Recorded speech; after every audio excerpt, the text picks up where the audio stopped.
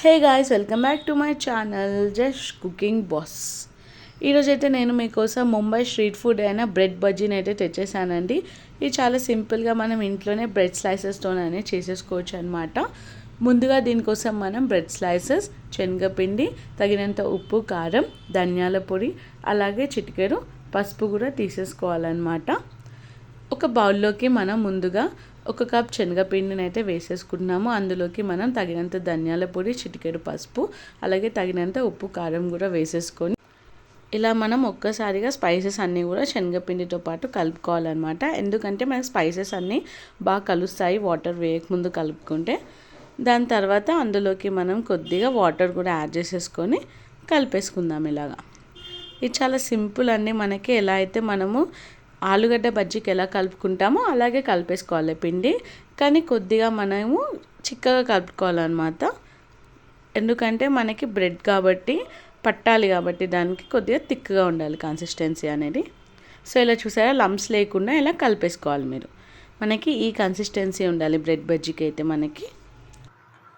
So ఇక్కడ నేనైతే 3 bread slices అనేవి తీసేసుకున్నానండి. అలా 3 బ్రెడ్ స్లైసెస్ని ఒకదాని మీద ఒకటి పెట్టేసుకొని నేను దాన్ని ట్రయాంగిల్ షేప్లో అనేది కట్ చేసుకున్నాను అనమాట.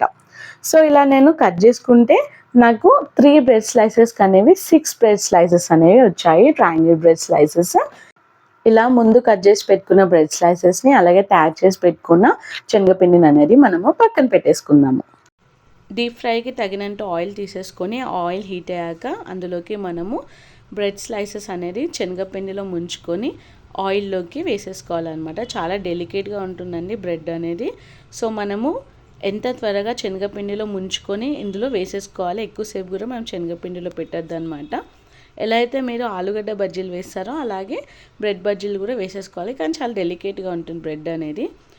ఇలా మనం ఒక సైడ్ కాలిన తర్వాత ఇంకొక సైడ్కి టర్న్ చేసేసుకోవాలి. మనము ఫోక్ అయినా ఏదైనా స్పూన్ అయినా యూజ్ చేసుకోవాలి. ఎందుకంటే చాలా డెలికేట్గా ఉంటుంది కాబట్టి బ్రెడ్ త్వరగా విరిగిపోయే ఛాన్సెస్ అనేవి ఉంటుందన్నమాట. సో ఇలా మనము 5 మినిట్స్ ఫ్రై చేసుకున్నాం కదండి. ఇలా గోల్డెన్ కలర్ రావాలన్నమాట. సో ఇలా గోల్డెన్ కలర్లో మనకి బ్రెడ్ బజ్జీ అనేది రెడీ అయిపోయిందని అర్థం అనమాట. గోల్డెన్ కలర్ వస్తే చాలా సింపుల్ అండి. మనకి బ్రెడ్ బజ్జీ అనేది మనకి చాలా త్వరగా కూడా అయిపోతుంది అండ్ చాలా సింపుల్గా కూడా ఉంటుంది అనమాట. మనకి ఈవినింగ్ టైం టీ స్నాక్గా తీసుకోవడానికి ఇది పర్ఫెక్ట్ రెసిపీ అని చెప్పొచ్చు మనము.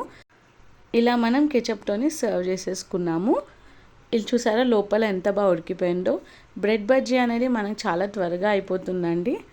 చూసారా ఎంత బాగుందో, లోపల కూడా బాగా ఉడికిపోయింది. దీన్ని మనం కెచప్తో కానీ నార్మల్గా ఆనియన్ అండ్ మిర్చితో తింటే చాలా టేస్టీగా ఉంటుందన్నమాట. ఇది ముంబై ఫేమస్ స్ట్రీట్ ఫుడ్.